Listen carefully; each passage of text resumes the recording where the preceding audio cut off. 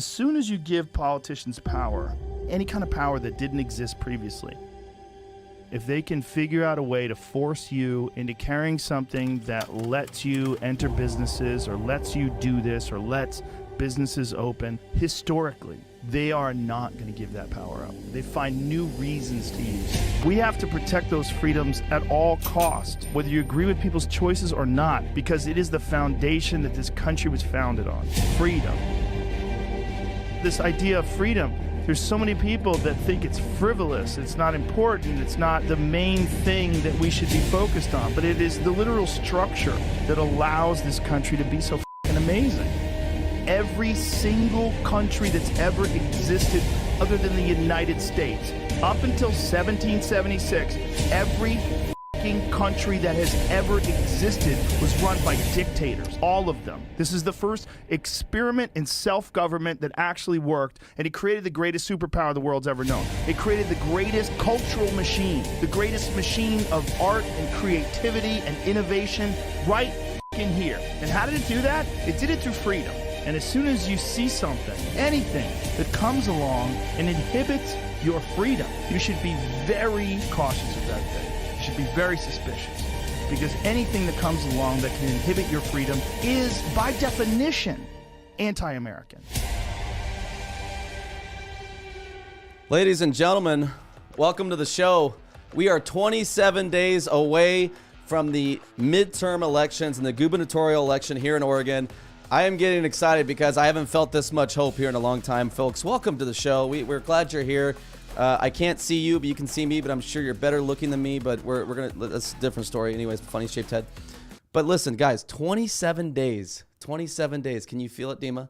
27 days that Oregon can possibly flip red. I know there's some congressional seats that could go our way as well. The Lori Chavez-DeRemer seat against Jamie McLeod Skinner.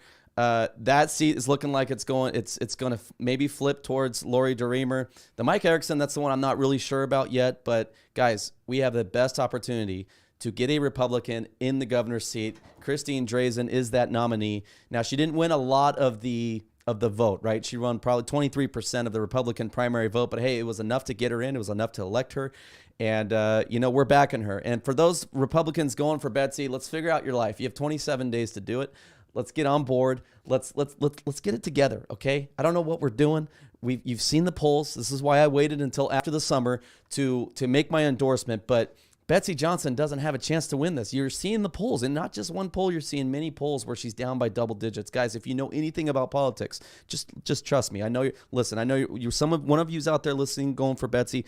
Listen to me. She doesn't have a chance. A vote for Betsy is a vote for Kotek. We got to get Christine Drazen in there. As much as I like Betsy Johnson, I was on Team Betsy for a while. Dima, you know that. Betsy Johnson, she's relatable. I felt like her messaging really resonated with me, and I like it. But unfortunately, Uncle Phil didn't pour enough money into that or something. I don't know what's going on. I don't know how she's down by double digits, but she is, folks. And you have Christine Drazen, who's leading in all of the most recent polls. Listen, I am excited about our guest today because he is our first Democrat to come into the Reagan studio, the Ronald Reagan studio. You guys remember Ronald Reagan? Remember the Reagan days when it was just America was beautiful. Everybody got along no matter who, even the Clinton days a little bit. Okay. We have George Castillo in here. He is a former, he was running for governor in Oregon, former governor candidate. He ran against Kotek and Tobias Reed and ended up obviously losing to Kotek. But let's play his endorsement video. He's decided to come out and endorse a Democrat endorsing Christine Drazen for governor. He was just telling me a little bit before this that the media wasn't covering it. Big surprise, okay, because we all know about the local media here. But let's play his endorsement video real quick. My name is George Castillo, and I'm a former United States Marine, former sheriff deputy, and former Democratic gubernatorial candidate. And I'm endorsing Christine Drazen because she is the real deal. She is a great person, and she is the change that we need in Oregon today. She will provide equitable opportunities for all Oregonians to achieve a better tomorrow. At the end of the day, I don't see Christine as just as a Republican, and she doesn't see me just as a Democrat. We see each other as two individuals that are trying to do good for Oregonians. Democrats, we have had control over the past 20 years, and we're not necessarily going in the right direction. I believe in our democracy. I fought for this democracy being a United States Marine, and we need to have all different views in order to provide us with the opportunity to be able to grow. And we currently don't have that right now in our government or in our politics. I believe that Christine is the right person for that because she will provide a different perspective. There's too many Oregonians that are currently out in the streets that are really suffering, and Christine wants to put a stop to that. She wants to dedicate the appropriate amount of resources to be able to resolve this problem and act quickly and appropriately. Right now, unfortunately, we're just not moving at the speed that we need to in order to be able to help people out in our communities. When you have someone that's inquisitive and that really wants to be able to understand all of the different demographics in Oregon, that's open, that's being inclusive. That is someone that wants to make a change. I'm supporting Christine Drazen because I believe that her values align with mine as far as being able to make the community safer for tomorrow. So you have it right there, George Castillo, Democrat, endorsing. Now, in today's political climate, you just don't see that very often. You don't see, Democrat or Republican crossing party lines to endorse a candidate on the other side of the aisle. But he has decided to do that. And in studio right now, we have George Castillo. George, good to have you, man. Thank you for being brave enough to come in here, man. So, tell us about yourself. So I didn't ask you too much about, yourself, your background. So you did say you were a progressive. Okay. Again, thank you for coming in, man. That takes a lot of bravery to do that. So tell us about your background. You're in the Marines. What's going on? What got you into politics? So, I'm not a lifetime politician. It's something that, just recently with the decline in Oregon was going so bad and going in the wrong direction. And, me being an executive for the state of Oregon, it was the right thing to do. I wanted to prove to people, especially people of color, that we can be part of this process and that we can win and that we can get to the highest seats. You saw a lot of, that race was really interesting for me because as a Democrat, I believe in the Democratic Party and some of its values. But I will tell you that I saw and witnessed and was a recipient of a lot of racism and discrimination, even from my own Democratic Party. The Democratic Party has gone so far to the left that it no longer values the things that I value, but I'm standing still and I'm going to continue to be a proud Democrat and support those traditional values. Democrats really need to see that their progressive values as far as being able to keep our community safe has gone so far to the left that we are literally letting our cities collapse. So you mentioned some of the racism from the Democratic Party. Can you expand on that? What kind of racism did you witness? What do you mean by that? Yeah, so when you think of it, I am the first Latino ever in Oregon's history to run as a gubernatorial candidate for the Democratic Party. I am the first. A reporter had to tell me that. I didn't even know that. I didn't think I would be the first of anything in the year 2022, to be honest with you. The Democratic Party didn't even want to acknowledge that. When I made it to the live debate stage on COIN, nobody thought I could make it there. They didn't even want to cover that. When we think about the liberal media or the Democratic Party, which we all know the Democratic Party controls the media, they did everything possible in order to be able to silence me, to not give me that. And you're chalking that up. You're chalking it up to they just didn't want to see a Latino rise in the ranks, or maybe did you have any political footprint before then? How do we know that it was racism? Well, it's racism when you have a story to be able to tell. One, I am educated. I'm at one of the highest levels in state government. This is not something that most of our politicians, when we think about the people that we elect, they don't have very much experience, right? I'm a United States Marine, a former sheriff deputy. I also work for the state government as an executive Where manager. were you a deputy at? In Arizona. Okay. So there's a lot of experience there. So to completely dismiss it and to ignore me and to only have a reporter call me to say, you know what, George, it's not your time, it's Tina's time. That is racism in itself right there. Well, here's the thing, George. There's no secret. I believe as somebody that there is definitely racism in the Democratic Party. Okay, Absolutely. I believe that because they've shown it several times. I get that.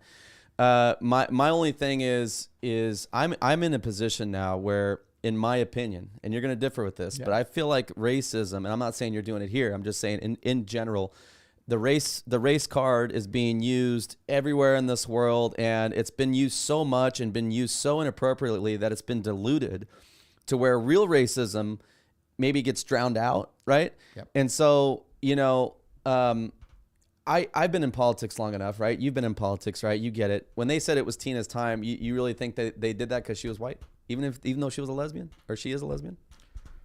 I think it is. Okay. Because who are they to determine whether it's the media or legislature to say whose time it is? Yeah. It's up to the voters to decide whose time it is. And that can't be dictated and controlled to only be able to point the attention towards one candidate. Right.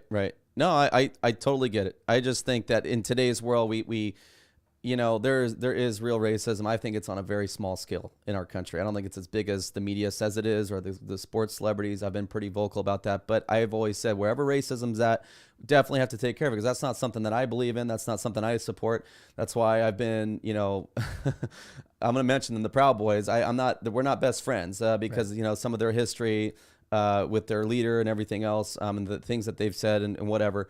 I'm not a big fan of those guys, but at the same time, man. I definitely think that the Democratic Party has shown more racism than the Proud Boys have, in my opinion. But anyways, my point is, we got to root racism out where it's at, and we got to get away from this. Hey, everything's racist, and if this didn't happen, then it was racist. But I mean, if you have concrete proof, we didn't mean to get off on this. I'm just trying to understand you better, because obviously this was your experience. I didn't experience this, and if you saw the messages, you saw all the emails in between and everything, and that's where I'm kind of wondering, was it just because Tina's been the Speaker of the House, it was her time, because I've heard that before in politics, But anyways, do you at least agree that in some contexts out there, like the Jussie Smollett case, right, that the race card is abused? Do you think that happens pretty often, or just a little bit? So I think with racism and what's happened in our politics is that we've used it as a leg in order to be able to get more voters, people of color, into voting for, let's say, the Democratic Party. Democratic Party is really great about using, equity, diversity, and inclusion, but they have no idea what it means. So when racism really does happen, it gets exactly what you said. It gets drowned out because it's like, no, we're the party of DEI, and that's just not true. And so when people are really experiencing this racism that's happening to many people of color, throughout this state and throughout the nation, it's drowned out because we've used it as a tool to create more division. Yeah. And so that's what takes people off track. And it's like, God, I'm so tired of hearing about white privilege. I'm so tired of hearing about racism, blah, blah, blah, because we're doing it in the wrong way. We are stuffing it down people's throats. And we tokenize people to say, hey, I'm not racist. Look, I've got this brown person right next to me. And that's not fair to people like myself that is trying to do the right thing. Yeah. And when racism does come up and I say, hey, this is being racist. And then we have to be able to step back and say, okay, yes. What is racism? What is your definition of racism? So racism is something when we look at, I'll give you an example. Okay. If there's two people driving in a car, and I'm driving in a Mercedes-Benz and another person's driving in a Mercedes-Benz, and guess what? I get stopped and the other person doesn't get stopped. I get stopped more than the other person that may be white. Why am I getting pulled over more than my white counterparts? And a lot of times when we think about racism or bias or any sort of stereotypes, it's because of the fact that we look at the color of people's skins and make that predetermination. They're telling us to move the mic closer to your face. Okay, sorry. We just want to be able to hear you.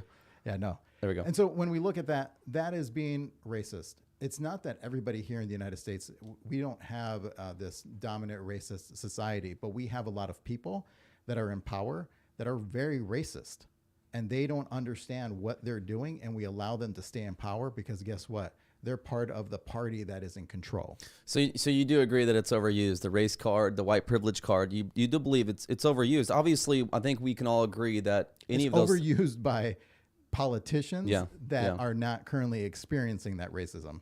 Okay, so I got you. So you gave us an example, and you're claiming that the Democrats and the caucuses and then the party didn't select you for governor because you were Latino and Tina Kotek was white. Is that what you're saying? No, it's not because of the fact that I didn't win.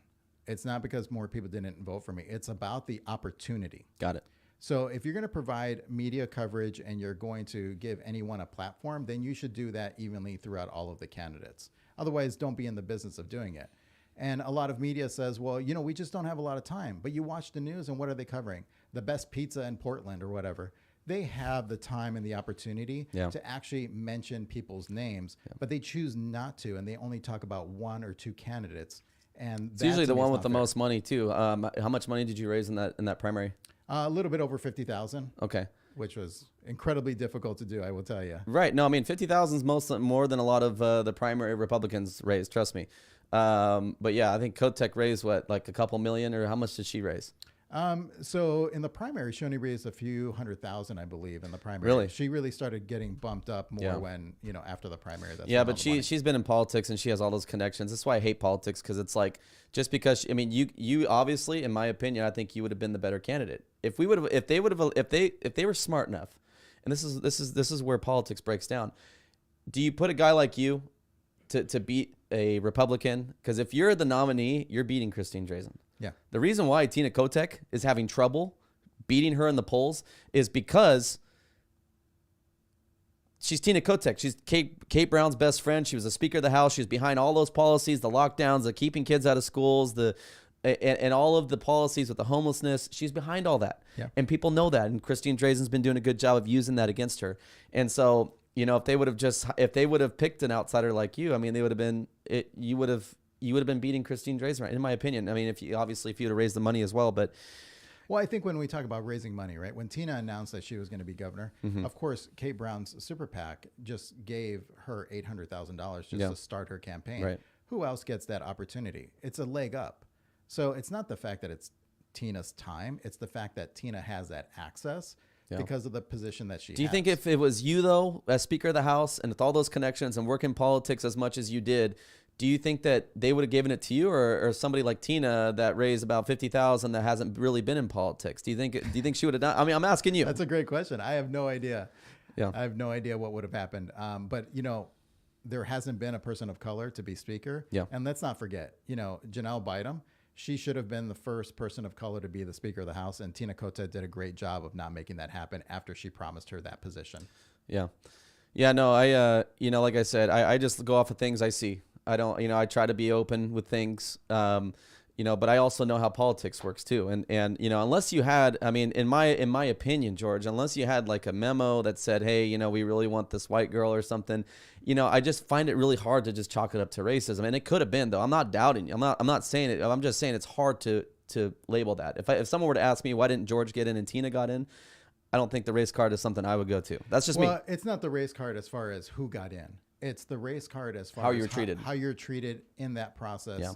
and the ability to have the same sort of platform that everybody else has afforded that opportunity. Everybody else in the primary, were they people of color? Was there any other people of color in the primary, or was it just all white? There was some. Okay. There was only, I think, about 2 or 3 of us that were people of color. Did Tobias Reed? He's a white guy, right? Yes. Did he get the same kind of access as Tina? Oh, absolutely. Okay. Yeah. Everything and every article was about how Tina and Tobias were the top 2 candidates, and even though it was a very crowded field of about 24 people. Yeah, I'm checking my producer here. Okay, so we're gonna move on to the next thing. So I have some topics here. Yeah. That I wanted to dissect that, because that's a very important topic to talk about, because there's a lot of people out there that when racist things happen, there's a lot of Republicans who just dismiss it because we've been so diluted, but they shouldn't dismiss it in some cases, right? Mm-hmm. And so that's why I dissected that, because I wanted people to understand how you felt and your experience. And honestly, man, I hope it doesn't discourage you from continuing to doing what you're doing and trying to take the Democrat Party where you think it needs to go, because I think it's a hell of a lot better direction than where they're taking it, right? Which is something you've touched on as well. So let's start right off. Hot button issue. Are you a Trump guy? I'm not a Trump guy. Why don't you like Trump? I don't like the things that he would say. And I think it created a lot of divide. Fair. There are some things that I liked about Trump. I've got to say, the way that he won the election, that was some strategy. The way he won, he in 2016, Democrats should be ashamed of how Trump was able to win. Yeah. And he was very Agreed. strategic about that. Agreed. When we think about what he did for the economy and the growth that we saw while Trump was president, I got to give it to him for that. He did provide a good, strong economy, especially for people of color, and us being able to get generational wealth. We were going in the right direction. Right now with this administration on a federal level and also too on the state level, I'm really disappointed with Democrats. We have let crime go through the roof when it comes to mental health, when we think about what's happening in inflation.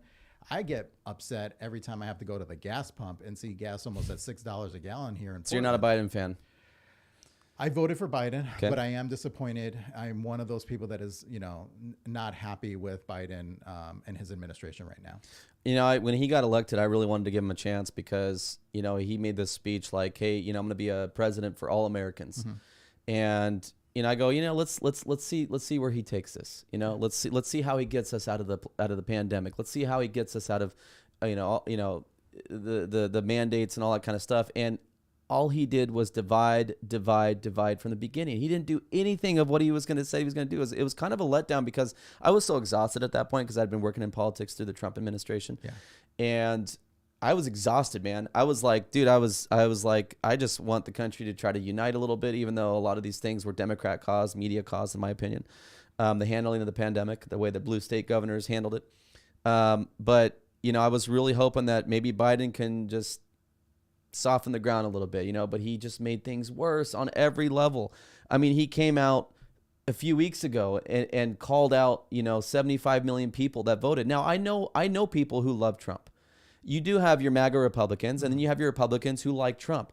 But he labeled everybody. He didn't make that distinction. What did you think of that speech when he came out and labeled, 75 million people, MAGA Republicans, a threat to democracy? I mean, what did you think about that? I don't like that. I don't like that sort of language. Yeah. We need to really Against, be able to if be it was the united. other side against, I wouldn't be for it either. No. If Trump came out and said that all Democrats and people who supported Obama are a threat to the nation, I wouldn't support that either. No, and Trump, with some of his rhetoric, those things I did not agree with. And so I was happy to vote for Biden because I really did believe that he was going to bring us all together. Yeah.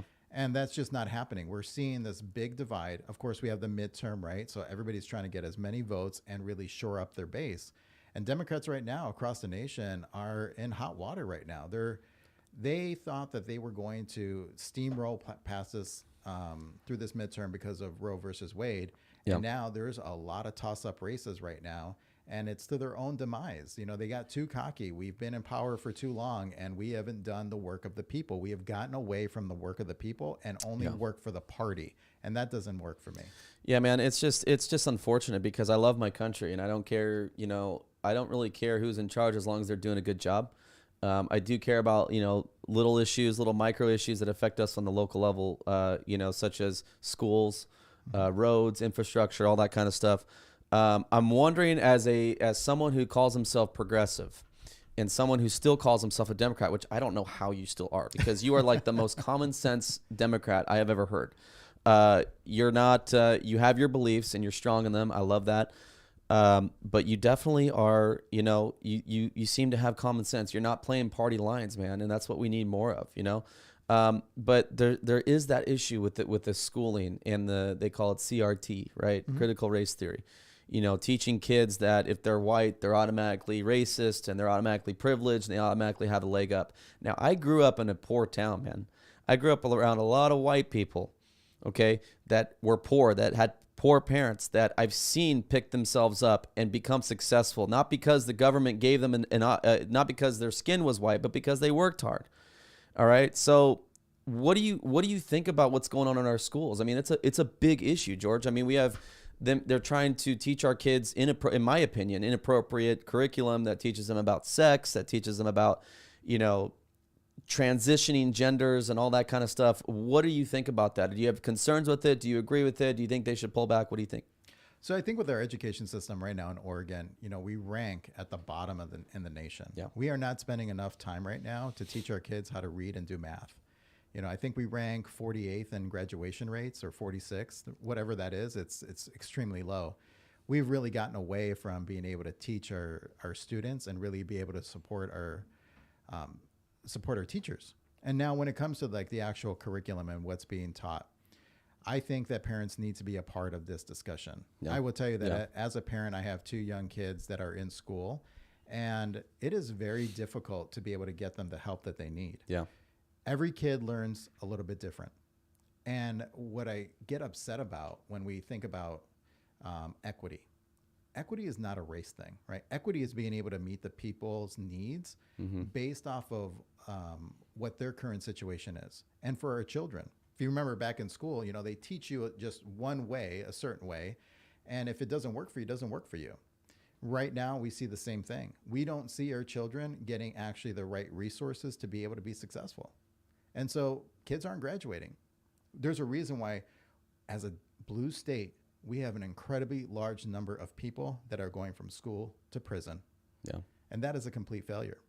So before we get into critical race theory or gender identification. It's a very complex issue, by the way. It's not really like you can't give one answer to. Right. But we have to be able to focus back on our efforts on what school is all about. And I think that really needs to be focused on teaching our kids how to read and write and do math.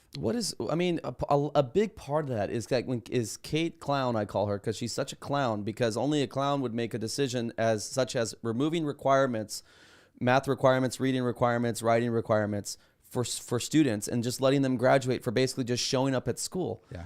Anybody that has kids or that has worked with kids or that understands child psychology understands that that's not good for kids, man. Like they can't just show up. If you're going to have that, then don't even have school. Just, call it school, but have it at Chuck E. Cheese or something and just have them go play in the ball pit and then just let them graduate. I mean, that's where a lot of reason why a lot of these are down. Also, it's because you're right. In my opinion, we're not focusing on the reading, writing, and math enough. We're not helping these kids out. We're not focusing on class sizes and all that kind of stuff. But well, I don't like what Kate Brown did with that. So I'm not big on standardized testing because, like I said earlier, every kid learns different. Everybody takes the test different, right?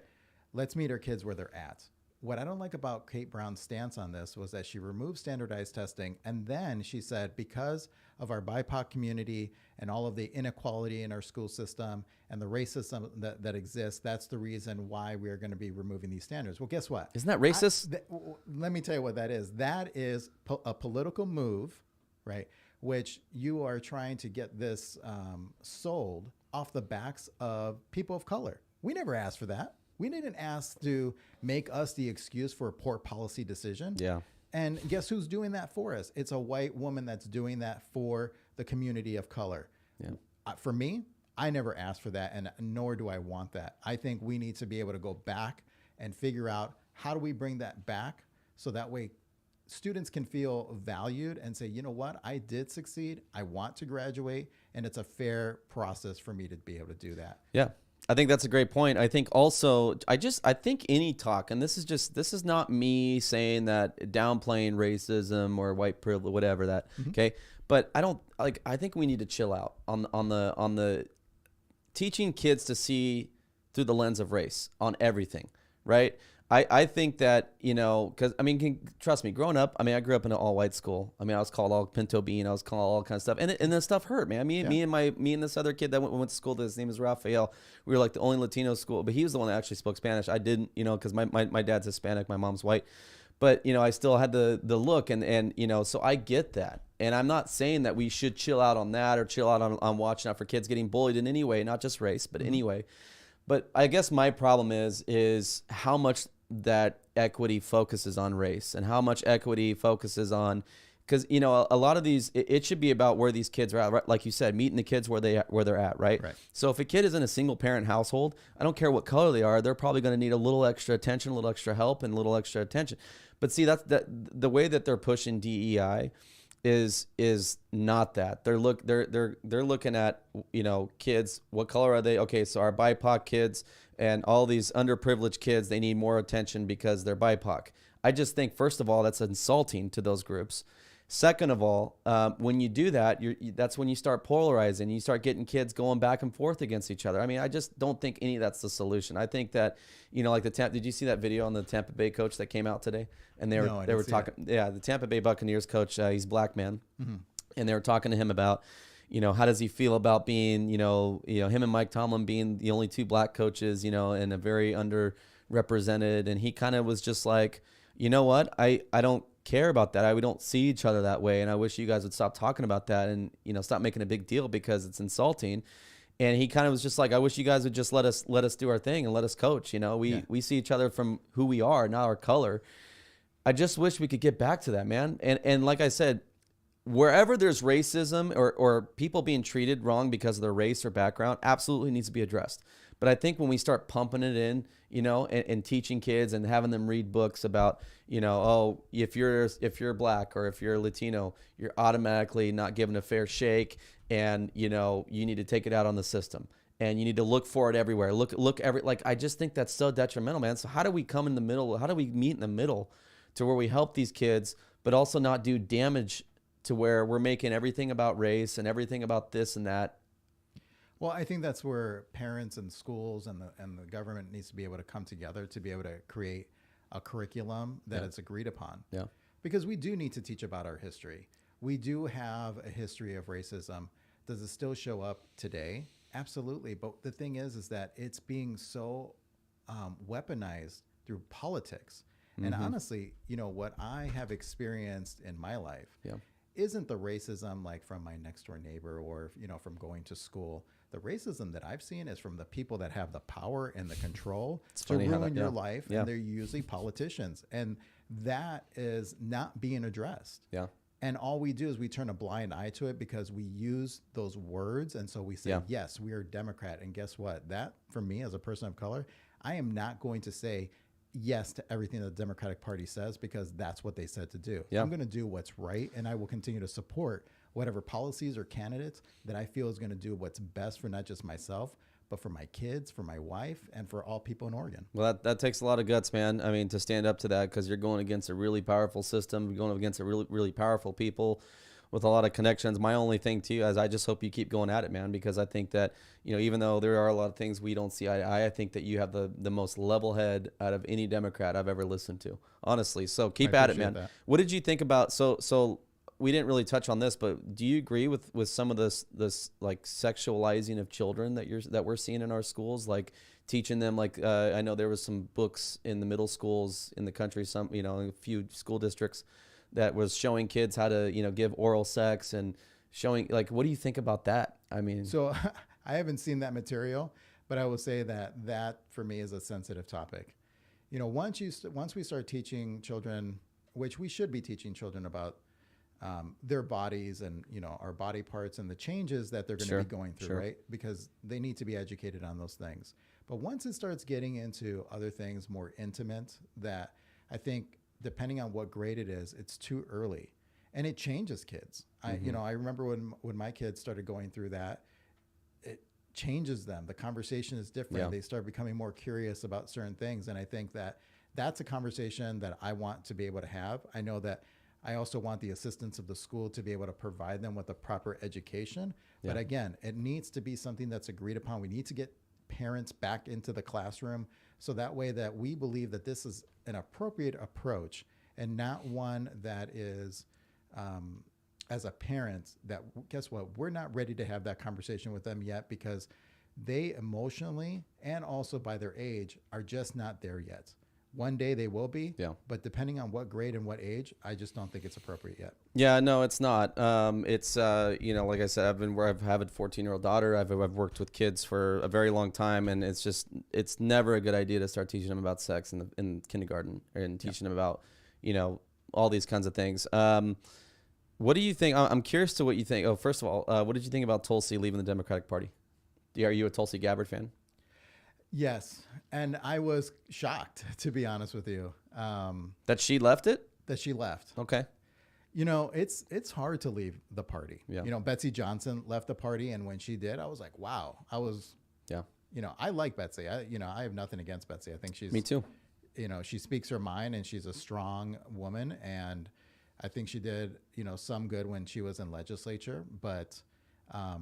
there's some cold hard facts for me that I can't get past. And that is, will Betsy do what's in the best interest of the people, or will she go back to the Democratic Party because, she's going to receive support? She's give me a couple examples of that. What do you mean? Looking at her voting record, she's agreed 94% of the time with Democrats. Yeah. Yes. What are the issues though? So I think for me, what some of those issues is that will Betsy really push back on the Democratic Party? Will she say, no, we really do need to be able to work with our Republican counterpart? Mm-hmm. And will she change the administration that's currently failed the state? It's not just Kate Brown that's failed the state. It is also her executive team. It's her administration. And I've heard Betsy flip-flop on this issue. At first, when she came out, she was like, I'm going to fire everybody. And then she softened her tone because I think she thought she was going to lose votes. And in the last debate, she's like, I will do a thorough review. And that was really disheartening. What I appreciate about Christine is Christine's been very vocal about the failed leadership in this administration and changing that leadership up. And so and she is consistent with that. So there will be a new leadership and there will be a new direction.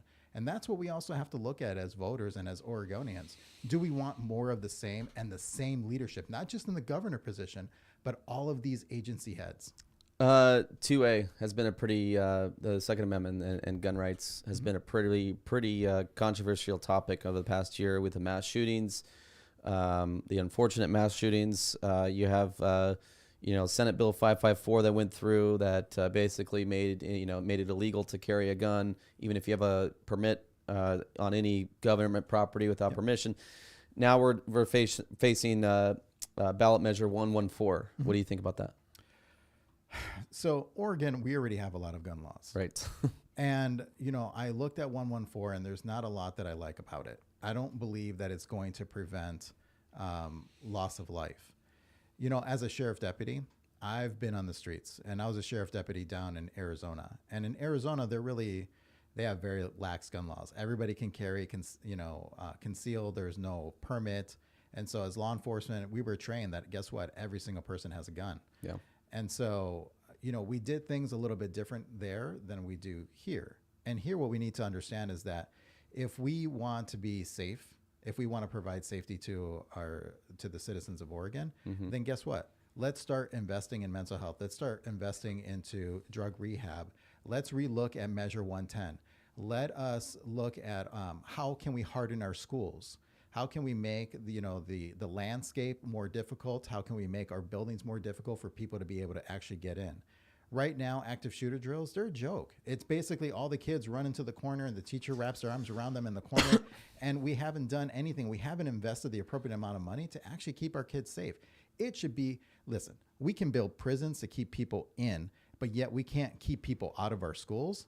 That is a failure of leadership right there. So do you think that there should be an officer at every school? Absolutely. Armed officers. Do you think the teachers should be armed, or do you think that's a little too far?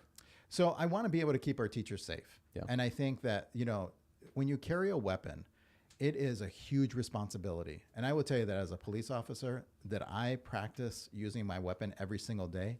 Absolutely. Because you have to know how to use it. There's a great responsibility when you are carrying a weapon. And I want our teachers to be focused on being able to teach our children, and it's up to us to keep them safe. Right. So you're a supporter of the Second Amendment. You're a supporter of common sense gun safety, and you're against 114 is what you're saying. Yeah. I think as a country, though, if we say as a country, you know what, we do not have any more faith in the in the community to carry weapons, then let's talk about changing the Constitution. But until that happens, then we need to be able to respect the rights of everyone. And these mass shootings, they are unfortunate. Yeah. Shootings that are happening in our local streets, it's unfortunate. But I will tell you, violence will continue to happen regardless of whether we put 114 forward. It's not going to stop crime from happening. If you haven't noticed, there's now been more stabbings. And guess what?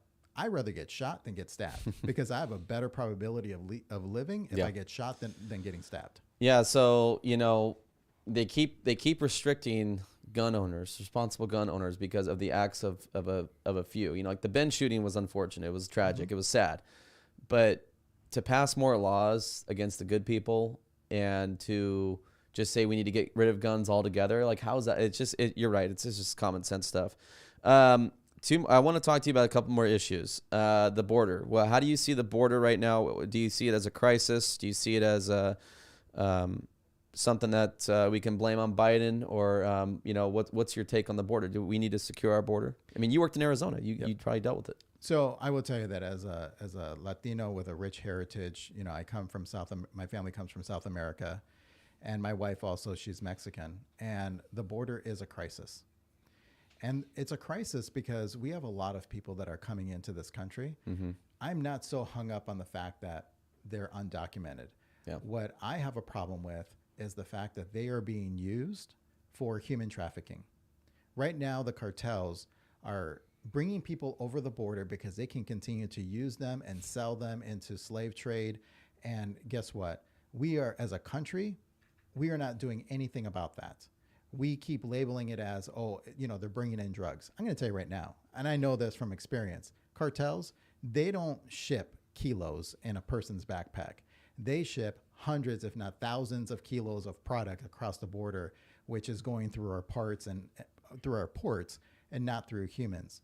And so what I think is with the Biden administration, with Trump administration, with Obama administration going all the way back, look, we have been terrible about securing our border for many generations. We have to secure our borders. We have to start funding and doing the appropriate things to be able to keep people safe, because the people that are coming over, they are getting used and abused. And guess what? Those are my people. And I don't want to see that happen anymore. Yeah, well, it doesn't take a national security expert to understand that when you have an open border and you can't monitor who's coming in and out, it's probably not good for the country. I mean, we have people across the world that hate us, that hate what we stand for, radicals, right? Mm-hmm. We have people that they and there are people. See, this has been a really tough issue with me. This is probably more where I'm a little bit more not your average Republican, because, I have a heart for people, and I know a lot of these families truly are coming here for, a better life. Absolutely. I don't think that we should just have a wide open border where even if they're coming over here for a better life, that we should just automatically let them come in, because that doesn't set a good precedent, right? I think there should be a system. That's one thing I appreciated about Trump, is he was trying to speed up that system so that it wasn't such a long process, so people didn't have to wait years or months to try to get in here. In fact, my wife, my ex-wife, it's weird to say now, I just got a divorce.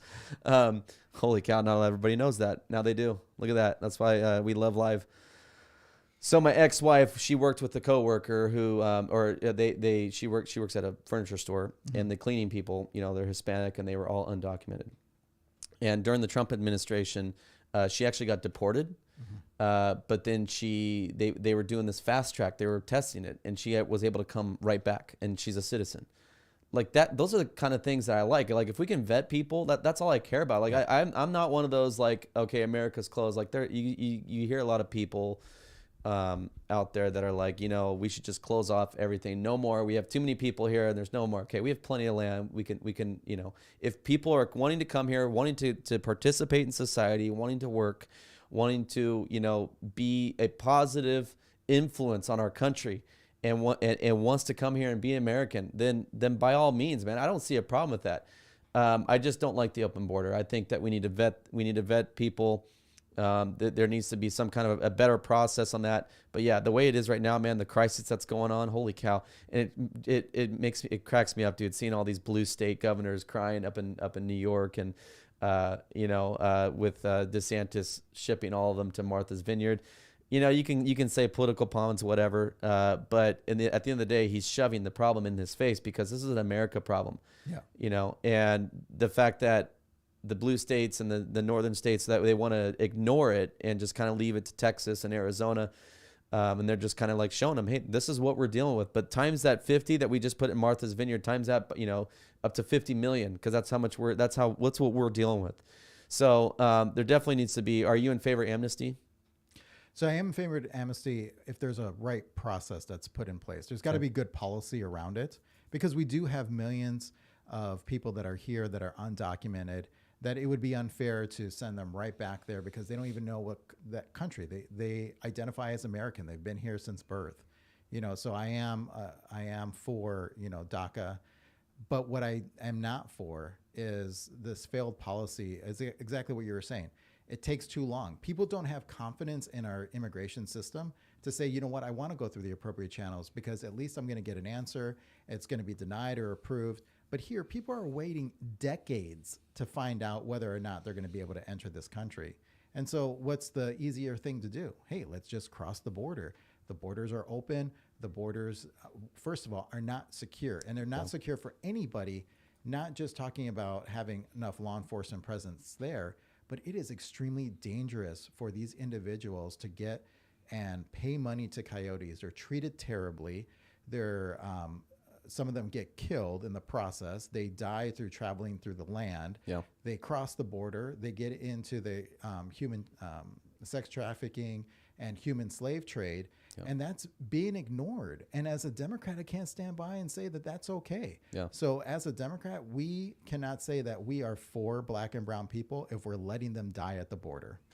Dude, can I give you one advice before we're already out of time? I wish we had more time. But it goes by fast. I mean, we covered some ground here. I would like to have you back on in the future because obviously things are going to change, and hopefully Drazen gets that win. I hope she hires you to be one of the department heads to be in her administration.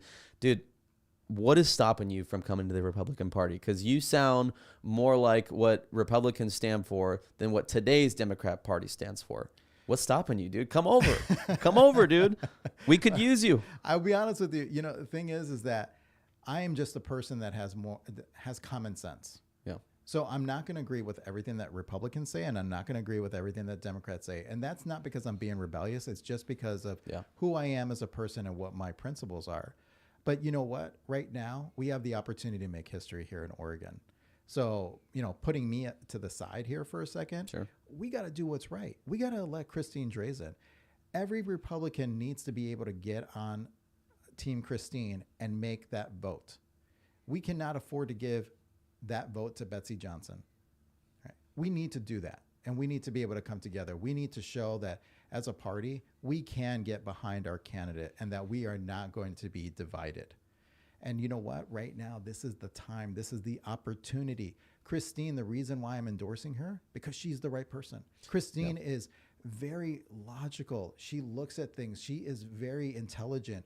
She is very inclusive. I am a person of color. There's no reason why she would even want my endorsement, right? Democratic Party didn't do enough to get my endorsement. The Independent Party didn't do enough to get my endorsement. Christine got my endorsement not because she promised me anything. It's because I see her vision, and guess what? She is going to be the person that changes our society from what we see out in our streets today to safer, cleaner streets. That's why Christine won my vote and why she also got my endorsement. And the reason why I'm here today is to say we got to get behind Christine. Yeah. Well, you know, I'm just going to tell you, I mean, today's Democrat Party, they've gone so crazy radical, and they don't even apologize for it. And and it's very rare to find Democrats like you and Tulsi Gabbard that comes out and says, well, you know, we need to slow it up a little bit. You find those all day in the Republican Party. Mm-hmm. You find those all day. I can name off 10 right now top Republicans in this country that don't want to go with the MAGA movement or anything like that, right? So, I mean, I actually don't know how Christine feels about Trump. But anyways, irrelevant to this race. All I'm going to say is, man, we would welcome you with open arms because everything you're talking about falls more on with the Democrat or with the Republican Party of today. Everything you're talking about, your common sense, you're level-headed, and it sucks that we have to be, because don't you wish there wasn't a right and left? Don't you wish that we just kind of could just be people? Absolutely. And just be for like what's common sense. But unfortunately, we have to kind of pick a side because those are the two parties that run this country right now. And I'm just going to tell you, you would be way successful as a Republican here in Oregon, man. You'd be welcomed with open arms. I think that you know, you're going to have a few that probably wouldn't, you know, unless you're like wearing a MAGA hat every day, they probably wouldn't. But, you know, I think you got to consider it, man, because that Democrat Party, they're not easing up. They're not changing. They might change their messaging a little bit around elections just to soften everything up, but they're not changing, man. They want to attack our freedoms, our individual liberties. We talked about the Second Amendment. They want to attack our way of life. They want to make the standards lower for our kids, so that, you know, they could go out, you know, like you said, the problem with you know, kids going from high school, you know, into the prison system or you know, getting in trouble, or, you know, it's just unacceptable, man. I don't know what they're doing. I really don't. I try to be an empathetic person, and I try to be like, okay, what are they trying to do? I really don't understand what the Democrats of today are trying to do other than destroy this damn country. Well, here's the thing. There's a difference between politicians and then the voters. Sure. And Democratic voters are not bad people, and not all politicians are bad people. But what we as Democratic voters, and this goes out to all the Democrats, you know, that are either probably like their eyes are burning right now because they're hearing me talk, or the ones that have supported me when I was running for governor. Yeah. It's to say, look, you need to be able to identify what is good and what is bad. And right now, what I see in Christine is, guess what? She's a great person. She has wonderful family values. She's extremely educated. She knows the direction that we need to go in. Now, put all of that hatred aside whenever we say the word Republican and really look at the person.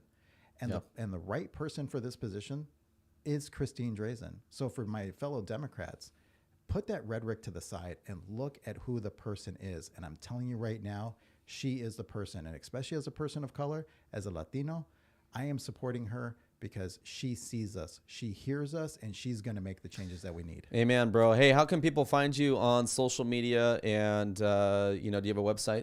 Yes. So everything is George for Oregon. GeorgeForOregon.org is my website. George for Oregon is what's on Twitter, on Instagram, on Facebook. And right now I'm telling everybody, please go to my, to my social media and support Christine Drazen. Awesome. Well, hey, man, thank you, George, for coming on. Guys, we're going to give you a quick sneak peek before we let you go. It's dropping. What time is it? It's dropping in 7 minutes, our first episode of Dave on the Street. I went to Portland this weekend and asked Portlanders, are they voting Republican? It's you'll be surprised on some answers you might not be. But it was interesting to say the least. That drops in 7 minutes on YouTube only. But right now, we're going to give you a sneak peek. Cut to it. I'm with Alexa, and Alexa, you're not voting Republican. Why not? Because they're evil, take away abortion rights and queer rights and minority rights and immigration. So how are they going to do that? I mean, they've already worked to put judges in the court systems to take away,